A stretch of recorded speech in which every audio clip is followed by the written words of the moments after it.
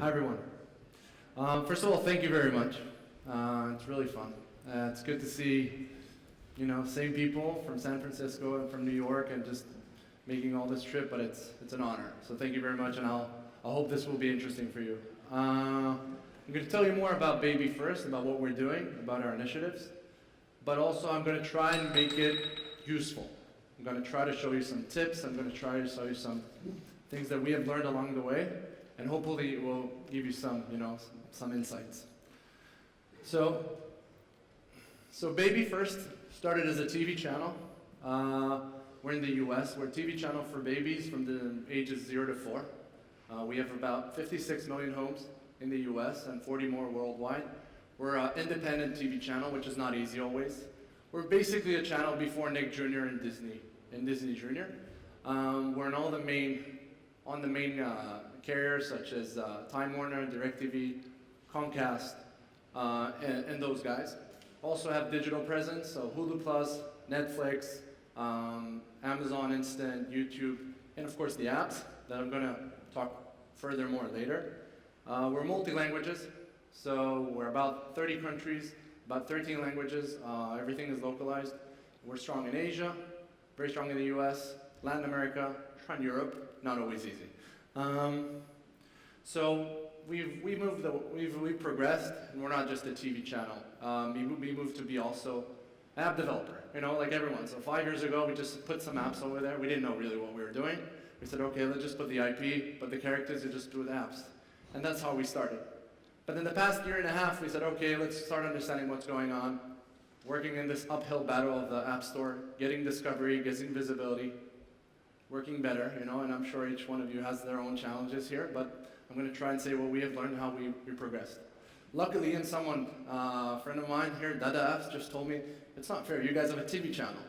So, true, it's not easy, it's true, it's advantage, but we also learn how to work with that. So, we produce also all the content, so 90% of the content is ours. We have our own production team. We're US-based, but also in Israel, our production team, and our IP. Now, about the apps. And then we said, okay, we have a TV channel. How do we get the apps out there? How do we get more presence? How do we make sure that we're using our own resources, such as the TV, and we promote the apps itself? But still, we had kind of a glass ceiling, right? You have your viewers, your users, and then you're stuck.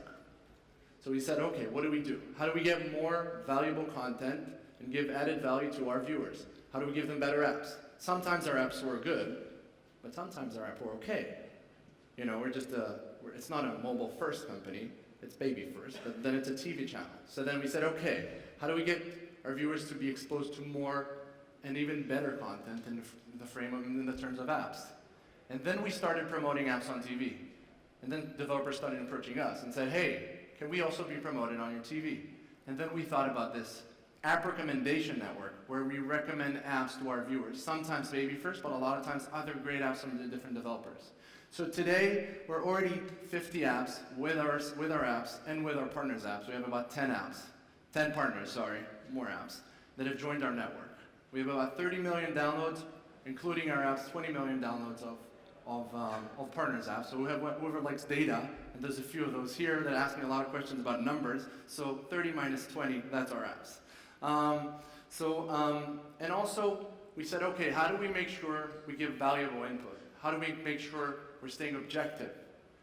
And so we created the seal of approval and created this frame that lets people know what type of apps they're going to see, what is the quality, making sure that our educational experts are going app by app and making sure that it's good quality and high value for our users and for our viewers. So, and this is where I thought this would be interesting, and I'm going to say a few tips that we have learned along the way. So the challenge was getting people downloading apps from the TV, right? And then just going down and downloading in the App Stores. And imagine that a case that we had was Peekaboo, right? We have a Peekaboo app. Now if you go and search Peekaboo in the Play Store or in the Apple Store, you will probably get around 50 apps. So we had a really good TV promotion. A lot of traffic was going and finding that app, but then in the end, no one downloaded our app. They downloaded another Peekaboo app. which was very frustrating. So we said, okay, what do we do? How do we make sure that people know to find exactly that specific app? That was a huge challenge. And I saw a TV commercial for coffee. And they said, why don't you go and search in Google that word, Turkish coffee. And I said, okay, why don't we take that? And I was inspired by that. And I said, okay, we invented this keyword. If you can see on the right, upper right of the blue screen, there's BF123. And that's basically a unique keyword, only for the BabyFirst apps and our networks apps and our partners apps. And that's really helped us in getting conversion from one medium to another. And I'm going to show you right now a video that actually, if you really pay attention, in the last 3 or 4 seconds, we're actually encouraging the user to search for BF123.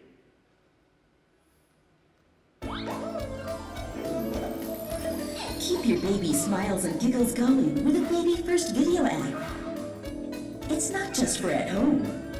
Your child can listen to stories, sing along with favorite BabyFirst friends, and discover new shows while on the go. BabyFirst Video. To download, search for BF123 in the Appstores. Right, so that was pretty obvious, pretty easy to do. And also a few more things that I'm going to talk about in the next slides, that we give the seal of approval, right? We make sure that those apps are reviewed by our educational experts, that have great reviews, that are COPA compliant, of course, and that are age appropriate for 0 to 5. Right? That's our age, that's our sweet spot. So that was our first tip, right? So making sure that you find this, unique identifier in order for people to find you, your specific apps. Second rule is create a consistent brand, consistent way of people to know that's your next app. So what we have done is we created this frame around our apps, and this colorful frame that we try to keep, every logo still free to design as much as we can, but at the same time have very consistent. So this is our apps, as you see, and our partners' apps. That what happens is it's really easy for the users in order to see that this is another great app by the BabyFirst or its recommended apps. And then people go and download more and more. So consistency really helps you. 75% of BabyFirst fans are likely to buy or see something else than from BabyFirst. Also in the TV channel, also in the e-commerce, everything. So this is just easy transition, a very cheap one for you. So I highly recommend on this one. So now, how do we make sure that you give value? Not just the app itself, but how do you give additional value beyond the app itself? So we're making sure that people understand that we actually recommend apps that we actually review. Making sure that people know about your process. What does it what is it built from? Like I said, it has to have a minimum of 3.5 or 4 stars. Sufficient amount of reviews, so it's not like 20 reviews. So everybody knows that those are a bit problematic, right? So we make sure there's enough reviews. So we use the seal of approval just for those apps and teaching our viewers and our users what this seal means. What does the seal of approval means and what is it worth? So we tried, and then we said, okay, let's see if it actually works. Because that's what's just a theory. And then we did, and there's another, and of course, after using this seal, or without using this seal, we saw an increase in our CTR, in our click-through rate, of 50%, which was quite dramatic for us. Another video, so this is the last video, but sorry. So this just talks about the value that we're giving and what is the whole process of the recommending apps for our viewers.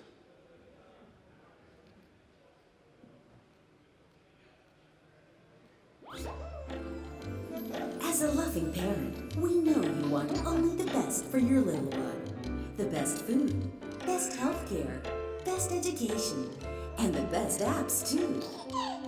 There are so many apps out there, it's almost impossible to tell what's good and what's educational. Let us help you. BabyFirst Seal of Approval. Our child development experts save you the time and hassle of sorting through the thousands of apps out there. We review them and find the best apps for your baby's age and development stage. All you have to do is look for this frame around our apps. BabyFirst Seal of Approval. safe apps for your child to play and learn. So I hope that was clear. And the whole thing is just recommending apps in the stores. We're not building our own store. We're not bypassing. We just want to actually, the whole idea is actually helping developers, ourselves and others, getting discovered in the App Store. Right, and then, of course, ranking higher in the charts. And then we're getting downloads, and the cycle is clear, right? So each one is helping each other. That's the whole rationale behind our app recommendation network, that we help each other. It's like a family of apps. And it's really challenging to be a medium-size or medium to small-size app developer these days. The big ones is easy, right? The user cross-motion, the internal one. But the medium-size is the challenging one.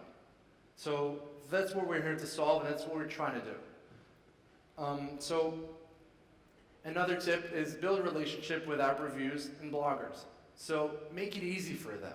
I mean, everybody knows that app reviews is nice to be promoted or featured or being discovered by that, but just make it easy for them. So one thing that we have done, it's a small tip, we just took a Dropbox and link and just gave them all the assets for every app that we launch.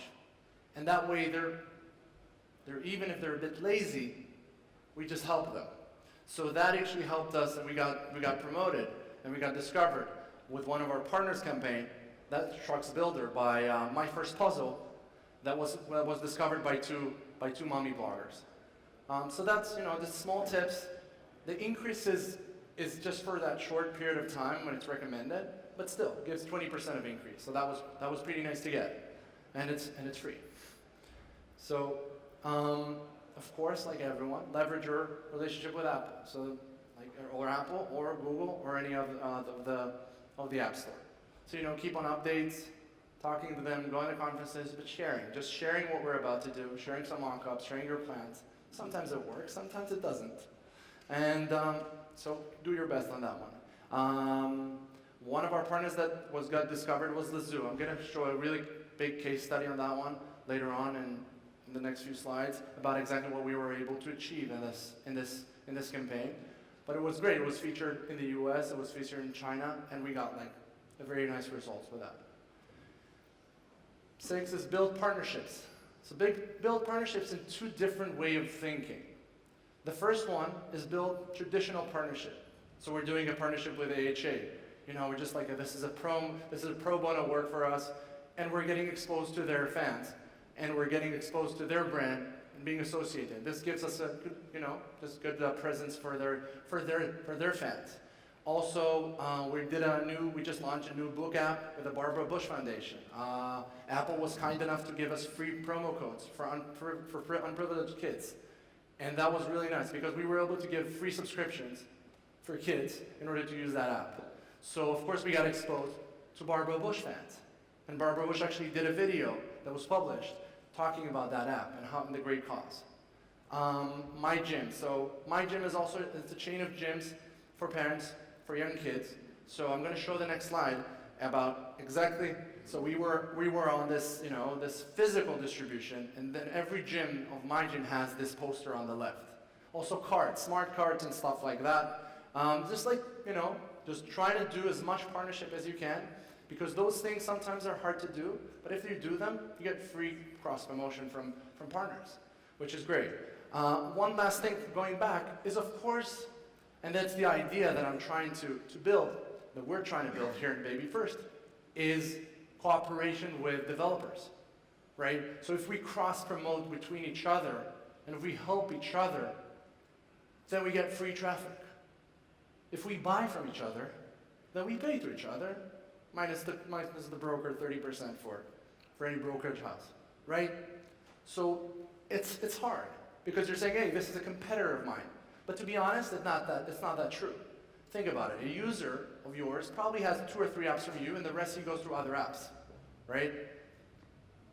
So join forces with parallel developers, with colleagues of ours, actually proven to be very helpful and free, which is great, always. Buying a CPI campaign of $2, $3 and getting an average revenue of 50 cents. I don't know how that math works when people buy traffic, but it's really tough. So you got to find innovative ways to work together. That's what we're trying to do with a cross promotion here.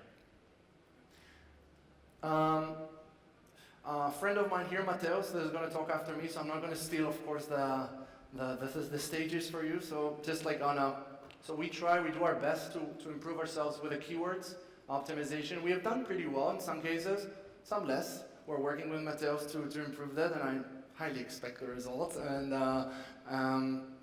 but constantly working in App Store optimization, using tools like Sensor Tower or all these guys, and just making sure you're tracking and innovating and looking at other competitor keywords, and removing the one that are maybe not going for the mainstream, depends on your size, and phrases or single keywords, and stuff like that. But that's a tough battle, but it actually makes a lot of sense if you do it right.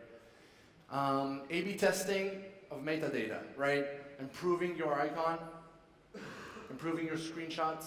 So you can see BabyFirst video was on the first one is on the left without the video word. It actually helped us a lot using this video.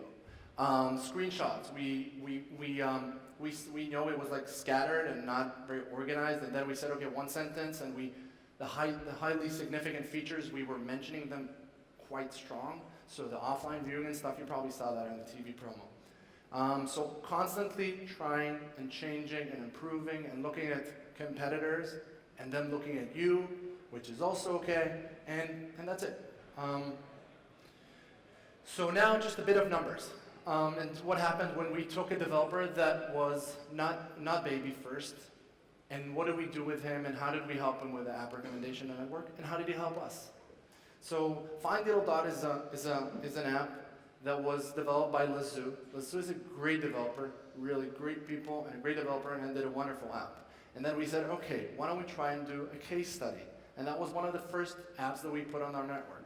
On our network, I mean the TV network, and also on the cross-promotion network, on the mobile network, and all the rest, right? So app reviews, and everything that I mentioned above. So Lazu is a small developer, very talented, high-level apps, high-end apps, and we did an app campaign. So we did a TV spot for them, a 30-second TV spot that you just saw, like BabyFirst video. We promoted on our TV channel in the US. We did it 6 times a day for 30-second spot, and it was very successful. Our viewers love the app, our mobile users love the app. We know that by the results, by the CTR, by the install rate. So we track everything, so we make sure that when we keep on improving that, we were fortunate enough to reach really the top of the charts.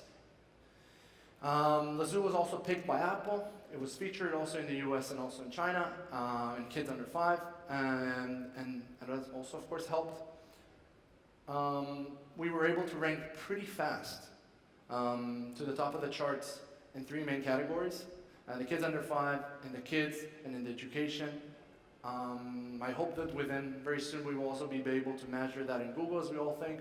But also there, we saw great results. So the numbers were also good on the other platforms. In the US, the users are 50-50. We're just seeing the same downloads every day in iOS and in Android. So we were able to get to 8,000 downloads a day.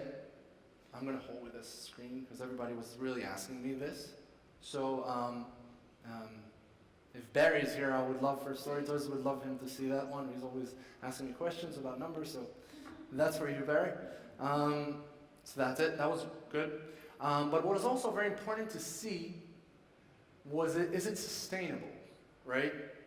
That's not just a burst campaign, but does it stay in the charts? And that's really important for us. But that varies from app to app. I got to be honest. If an app is really good, then it stays. If an app is less, and sometimes more challenging to keep it in the top of the charts and to support it. And also there's different apps. Book apps are hard. Video apps are easier. Puzzle apps are easier. Coloring is easier. There's a lot of things that you learn along the way because we see so many different types of apps, ours and our partners. Then we start recommending what should we do. And also on our roadmap, we also think which app is easier to develop and which one is harder. After that, to promote, not to develop, to market. So the good news that we started this app recommendation network in a soft launch 8 months ago. I can share with you one very, very exciting thing that Laugh and Learn by Fisher Price. We signed them yesterday, which is great. They're joining us also as well. And I look forward for more and more and more partners to join us and really help each other and be able to be sustainable and to keep our presence in the top of the charts with minimal costs. So thank you very much.